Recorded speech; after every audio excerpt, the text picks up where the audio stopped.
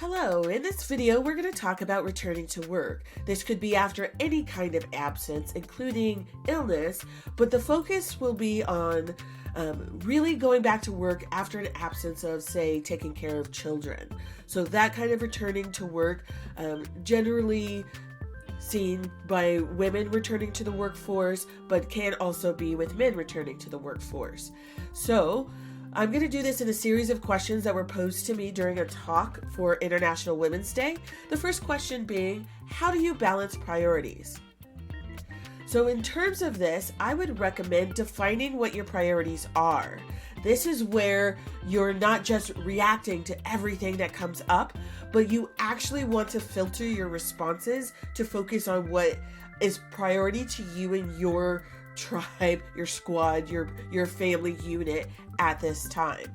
So defining what those are, scheduling them, including care for yourself, because without you, this doesn't work.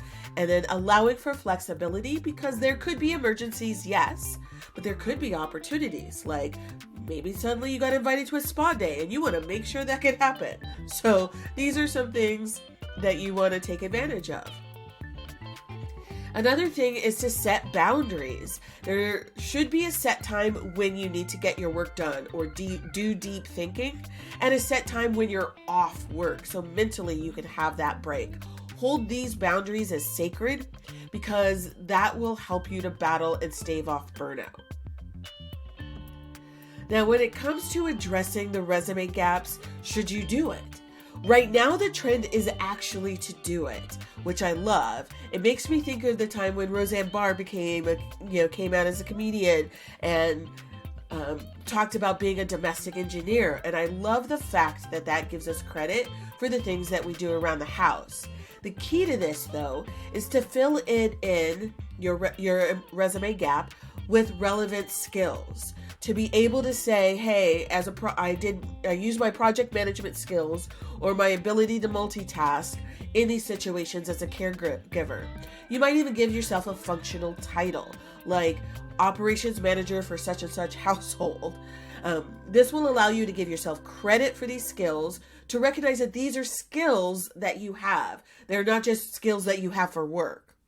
This is also interview prep, so you can talk about these examples and how you leverage your keen ability to multitask or oversee the bigger picture and keep everybody on track in these ways. But you do want to keep it work relevant. How does this help you to perform the task? This is important because that's really the bottom line of what the employer, the interviewer, should be looking at. Is how does this help you do the work? So you want to make it work relevant no matter what you share. Now, how do you get up to speed with industry trends, especially when you've been out of the workforce for a long time? Key to this will be joining groups. They could be in-person groups or online groups, Facebook, LinkedIn, could be parenting-related groups, but maybe it's working parents, working pet parents, any of these things. Follow hashtags that are relevant for the topics that you're interested in. Chances are, on some level, if you have a free moment, you're probably checking those out anyway. So that's worth noting because that shows it's more of your passion and your part of your lifestyle rather than a have to do. Subscribe to trade feeds like influencers and newsletters, and talk to people, especially in your network. And maybe the key ask for your network is, who else should I be talking to? How do you overcome self-doubt? When I think of this question, I'm really thinking about imposter syndrome. So the key to addressing that self-doubt is giving yourself credit for the things that you do that accomplishes this goal. Defining your learning style, because this will allow you to explain how, if there is something that you don't already know, you could learn that on the job. And take a consultative approach, which means that instead of just doing a question and answer phase and you have to have all the answers, be comfortable, give yourself permission to ask questions of the interviewer to get clear about what their intention is behind the question in a way that allows you to more effectively answer it. So some examples for these. When you're giving yourself credit, part of what you want to do is give yourself credit for I was working with a job seeker, actually. Let me give you this example. I was working with a job seeker who's like, yeah, I'm not really getting any interviews or too many interviews. And I was like, wait, you're getting interviews. That means something is working. If we stop and acknowledge that, then we can build on that success. If we're discounting that, then it feels as though nothing is happening. And then that feels like a heavier weight. When it comes to learning style, the reason why this matters is an employer is worried about, are they going to have to do your job and their job if they hire you? So what you want to be able to do is say, okay, this is what I've done before. This is how I know I could hit the ground running and figure anything else out. I search YouTube and I do a lot of videos. I do a lot of practice time. I set time up for myself outside of work so that I can master this technique. These kinds of things let the employer know that you're in it to win it. And a consultative approach, I notice, has people thinking more along the lines of, yes, I can do this, no, I can't do this, versus, okay, so you want me to use this tool, but this tool is really used to oversee projects and track milestones. The way that I did that before was I did X, but I am able to learn new tools by doing Y. So you're showing that you understand what's going on, you can get it done, and you can learn new things.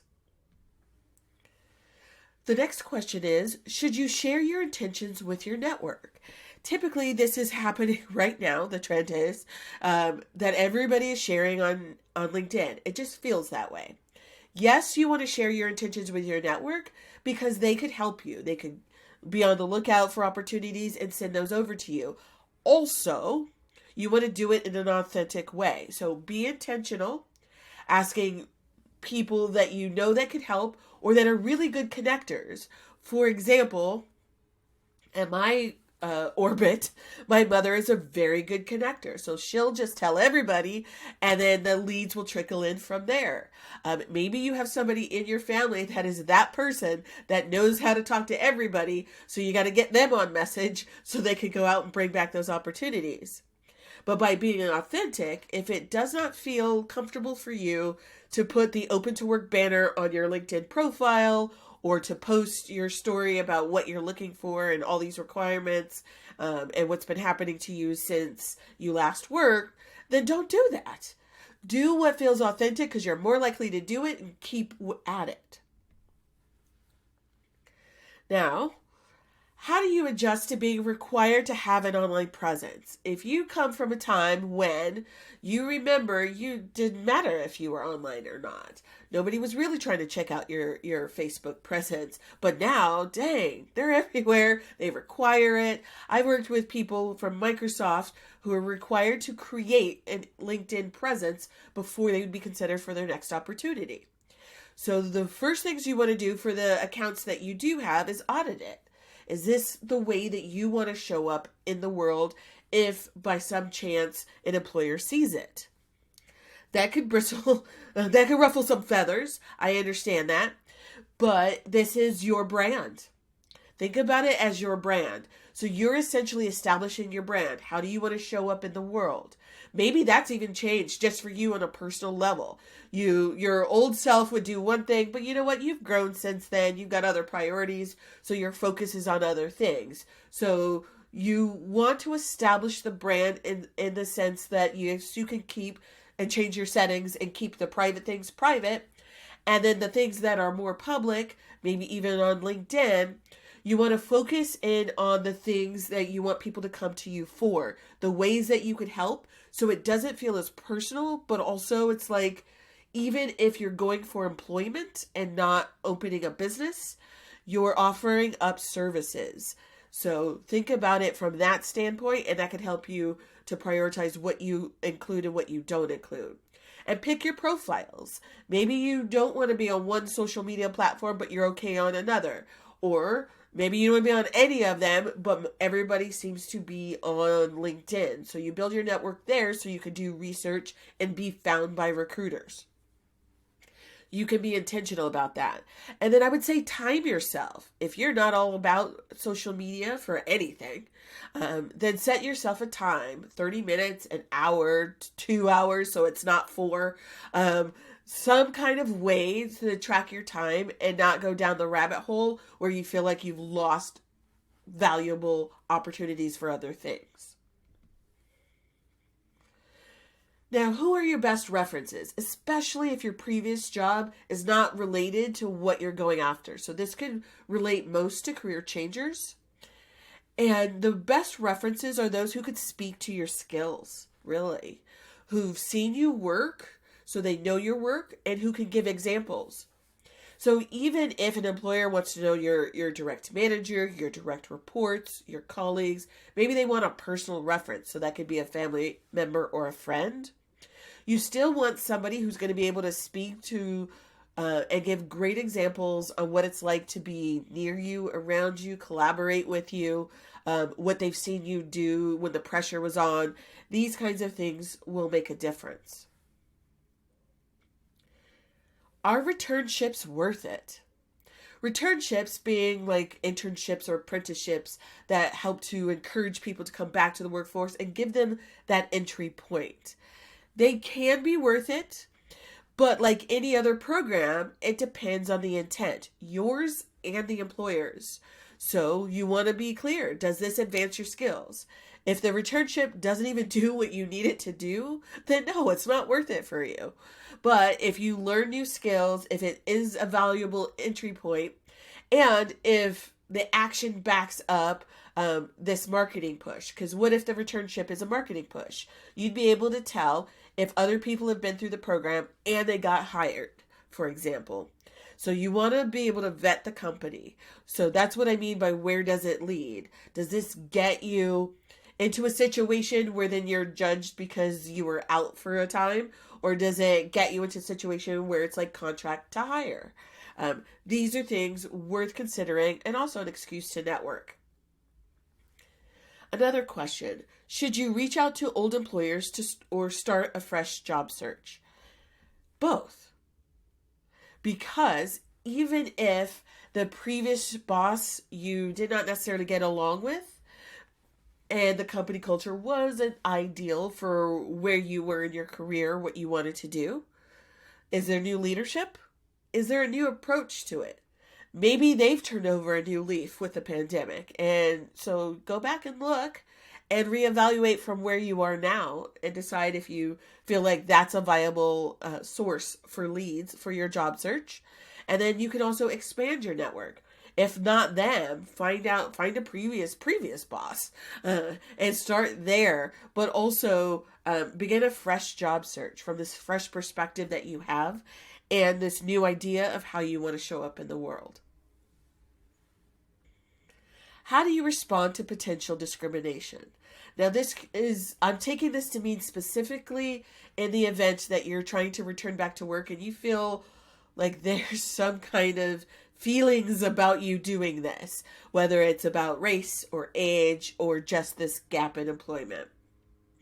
So I would say take a moment to respond. That's the operative word versus react. Now, in working with groups of people and doing interview skills, if I bring up a question like an interviewer might ask, are you planning on having children? And some people will just have an aggressive reaction to that. Like, you can't ask me that. What kind of question is that? Well, take a moment, take a breath, and respond as opposed to just reacting to what they say. I would say gauge the situation, because what I'm finding is interviewers don't necessarily get training. So some people will get hired and immediately get thrown into hiring other people, and so they don't even know what exactly they're doing, what they can ask and not ask. You can also ask questions. So what I mean by that is I had somebody that I was interviewing for a role recognize that we looked similar and ask, how is this as a place to work? How might this be a place to work for me? And I knew what they meant. So you can ask questions in a way that lets you know, will there be psychological safety for you there? But also you can ask questions in regards to, how do they, what is their approach to bringing together a team of diverse or intergenerational like collaboration? What are those kind of mentorships within the company that allow any cultural gaps to be bridged? Like, there are other questions that you could ask to get a sense for how they might answer it, especially if you ask open-ended questions like that start with how or what. You can also do your research, find out how they've treated people previously. I love the website inhersight.com, sight being SIGHT, because that's a place where it looks at and evaluates companies for criteria that women typically ask for or want, like work-life balance. And do they actually honor that, or do they just talk about it? So it's something of a new way with new language of evaluating companies. And if you do find that, oh, this is not a good situation, there's something going on here, that's a learning opportunity for somebody, you can report it. The important thing is to use your voice. Now, if you've got questions, or if you would like me to be a part of your panel of guests to talk on a topic, I'd love to. You can reach out to me or find more information at my website, sacredtime.careers. That's sacredtime.careers.